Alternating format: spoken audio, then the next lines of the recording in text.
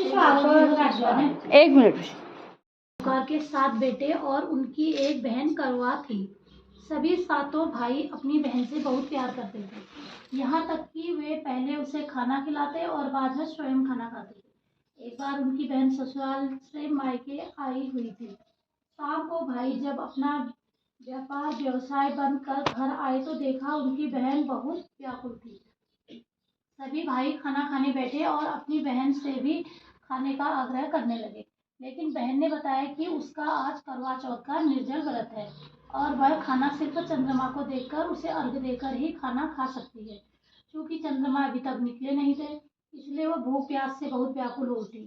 उसने छोटे भाई को अपनी बहन की हालत नहीं देखी गई, उसके सबसे छोटे भाई से उसकी हालत नहीं देखी गई और वह दूर पीपल के पेड़ पर एक दीपक जलाकर छलनी की ओट में रख देता है। दूर से देखने पर वह ऐसा प्रतीत होता है कि जैसे चतुर्थी का चांद उदित हो रहा है। इसके बाद भाई अपनी बहन को बताता है कि चांद निकल आया है, तुम उसे अर्घ देने के बाद भोजन कर सकती हो। बहन खुशी के मारे सीढ़ियों पर चढ़कर चांद को देखते ही उसे अर्घ देकर खाना खाने बैठ जाती है। वह पहला टुकड़ा मुंह में डालती है तो उसे छींक आ जाती है, दूसरा टुकड़ा डालती है तो उसमें बाल निकल आता है और जैसे ही तीसरा टुकड़ा मुंह में डालने की कोशिश करती है तो उसके पति की मृत्यु का समाचार उसे मिलता है। वह बौखला जाती है।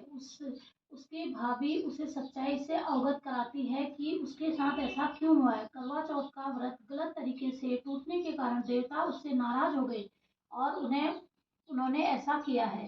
सच्चाई जानने के बाद करवा निश्चित करती है कि वह अपने पति का अंतिम संस्कार नहीं होने देगी और अपने सतीत्व से उन्हें पुनर्जीवित दिलाकर रहेगी। वह पूरे 1 साल तक अपने पति के शव के पास बैठी रहती, उसकी देखभाल करती, उसके ऊपर उगने वाली सुई नुमा घास को वह एकत्रित करती जाती।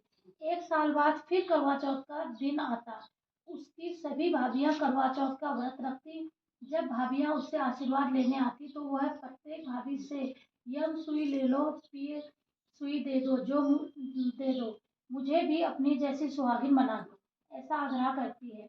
लेकिन हर बार भाभी उसे अगली भाभी से आग्रह करने को कह जाती। इस प्रकार जब छठे नंबर की भाभी आती तो करवा उससे भी यही बात दोहराती है। यह भाभी उसे बताती है कि क्योंकि सबसे छोटे भाई की वजह से उसका व्रत टूटा था, अतः उसकी पत्नी में ही शक्ति है कि वह तुम्हारे पति को दोबारा जीवित कर सकती है। इसलिए जब वह आए तो तुम उसे पकड़ लेना और जब तक वह तुम्हारे पति को जिंदा न कर दे उसे नहीं छोड़ना। ऐसा कहकर वो चली जाती है।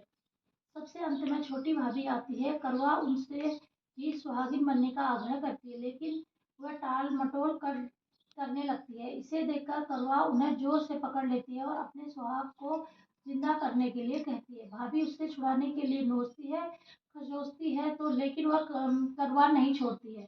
अंत में उसकी तपस्या को देख भाभी पसीज जाती है और अपनी छोटी उंगली को चीरकर उसमें से अमृत उसके पति के मुंह में डाल देती है। करवा का पति तुरंत श्री गणेश कहता हुआ उठ बैठता है। इस प्रकार प्रभु कृपा से उसकी छोटी भाभी के माध्यम से करवा को अपना सुहाग वापस मिल जाता है। हे श्री गणेश माँ गौरी, जिस प्रकार करवा को चिर सुहागन का वरदान आपसे मिला है वैसे ही सब सुहागिनों को मिले। बोलो जय करवा माता की जय। जय। चलो।